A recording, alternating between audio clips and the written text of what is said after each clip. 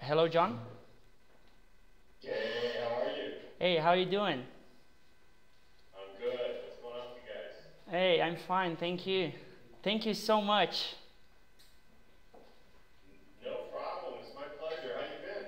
I'm fine. São Paulo is a little bit warm, but it's nice, and I miss New York. We gotta come visit you, pal. I want to go to New York. I love America. Come up soon. Yeah, it finally got nice here. It's been just a terrible, terrible sort of winter. So we finally got some nice weather. So. Oh, really? And what about you? When are you coming to Brazil? You know, I'm probably gonna come down again in the fall for Mexican media because my new book is coming out. Oh, really? Yeah, in October. Oh, that's lovely, John. Nice. Oh, thank you. Okay. So it's putting it together. It's almost finished. Oh, nice. Well, I love the Brand Bubble, though. We love the Brand Bubble. That's very kind of you. Thank you, guys. Okay. It's in Portuguese now, right? Oh, really? Yes, I have here. Let me show you. We all have it here. Oh, fantastic. Oh, nice. I need to speak to you because I want to see if I can find some academic institution in Sao Paulo that might be interested, in addition to yours, to try to get it into universities. Oh, of course, John. Count on me. Yes, I can help you. Of course, it's a pleasure. Thanks, buddy. Appreciate it. Okay, John, can I ask So what do you? you guys want to talk? Oh, yes. I wanna talk about you. I wanna talk about what do you mean exactly about the brand bubble? What's happening with the value of brands? Sure. So, should I go ahead and start? Yeah, can we start now, please? Okay, great. So, the origins of the book were back in sort of 2006 and 2007, and the economy across the world was doing quite well. I'm sure in Brazil it was doing well, and it was doing well in the United States. But we started to notice in our data a big difference between sort of the market value of brands and the actual performance of brands in our data in the marketplace. Yeah. So we did an analysis working with the guys from Miller Brown and from Brand Finance Yes. and BAB. And we discovered that the value of brands, when you looked at them on an aggregate level, they were worth something like $4 trillion of value. Wow. And if you put that into perspective, that's literally larger than the GDP of France. So around the world, brands were very, very, very big business. In fact, what we uncovered was that brand value was actually now worth 30% of the market value of the average S&P 500 firm. Yes. So when we started to understand that, clearly lots of companies have brands on their balance sheets, and they see them as important. But at the same time, we started to learn that this very, very important asset was actually under distress. And we came to understand that through Brand Asset Valuator, BAB. Now, BAB is the largest database of brands in the world. Yes. And we're able to study brands to understand everything from their differentiation, their energy, which I'll come on and talk about in a second, as well as sort of their regard in the marketplace, their level of trust, how unique that the consumers see the brand is. Yes. And so what we saw was this sort of gap, almost a bubble, because we saw the values of brands continuing to rise. And yet, Gabriel, at the same time, we found that quality associations related to brands had declined 24%. We found that brand awareness was down 20%. And then we found that trusted brands was down actually 50%. Wow. And this was just over the first sort of 9 years data. In fact, when we looked across 2,500 brands in our study, there were only about 25% of all the brand that had an adequate level of trust. Yes. So we thought, well, that's really alarming, and so we started to go deeper into the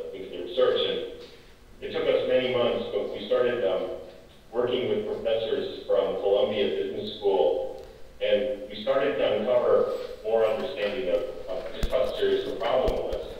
And one of the bigger things that we learned was that almost 85% of our brands in the study, BAP, were not improving, they were not gaining in energy, they were not gaining creativity or in perceptions in the marketplace. They were kind of static, yeah. Yeah, so it was almost like, these brands have been marketed in a way to sort of just market for today, not for tomorrow. That many of the brand strategies and the positions of the brands were actually stagnating, even while the values of the firm, of the brand rather, were going up.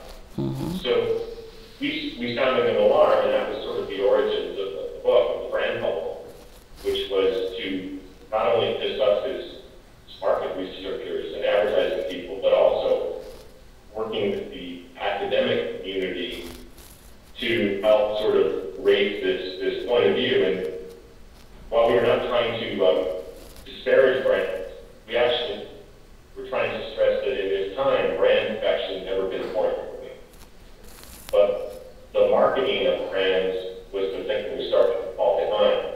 And there were many reasons, marketing support, understanding of brands, the corporate suite, the ability of the CMO to control brand experience and to drive innovation across the panel. So many reasons have kind of detailed it in the book, but the thing that came on to understand was that there was something actually disproportionately driving brand value, and that was this idea of energy or differentiation. Yeah.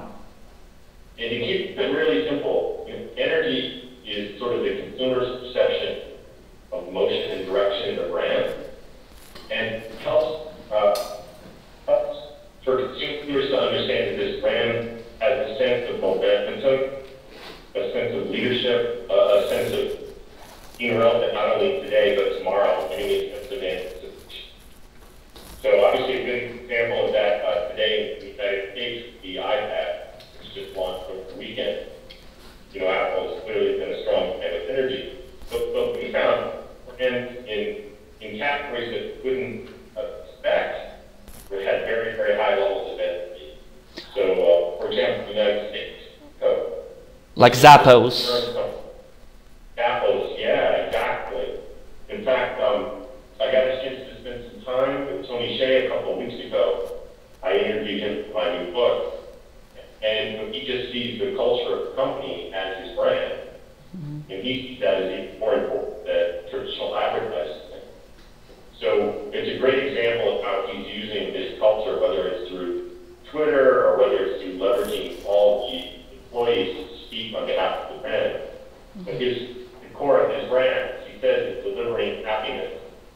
Here, I'll do an ad for him. I don't know if you can see this. This is his new book. He gets me a cat copy. And his focus is on delivering happiness, setting that as sort of a cultural guide company and getting everyone to be a brand, to believe in customer service. So to kind of explain energy a little further, what we learned was the three foundations of ways to build energy. One was vision, just like we talked about. We say that's all about sort of the perception of leadership brand, whether the brand has a strong culture, whether it has strong ability to lead its category, also whether the brand has a strong sense of sort of confidence in the future. And so, some of the brands very heavily on vision were brands like IKEA, Lego, Zappos, and so forth. The second dimension is invention, and this is both tangible dimension of the brand. This is about making sure your brand has a strong product for this experience. Like Apple. That the brand has. Exactly.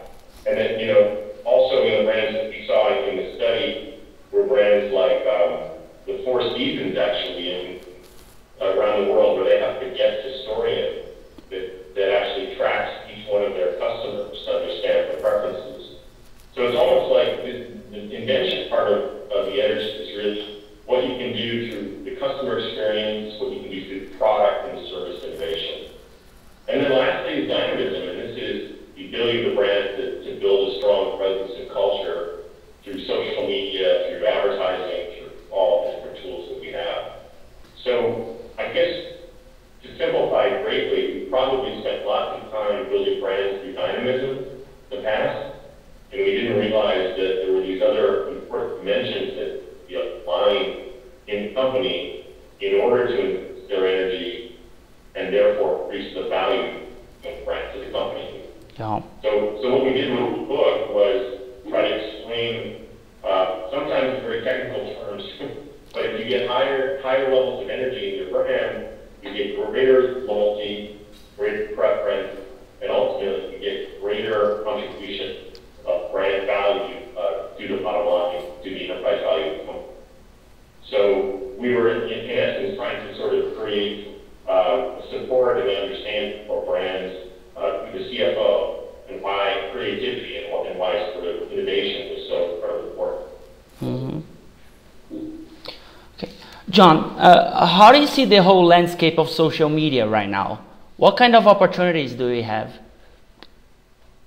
Well, I think it's a really exciting time, and the big thing I think that we're going through in terms of transition is from thinking about social media as lots of interesting tools, yeah, to sort of social as business model. Mm-hmm. And one way to maybe talk about that is also for my next book, I interviewed Scott Monty for Ford. At Ford, yeah.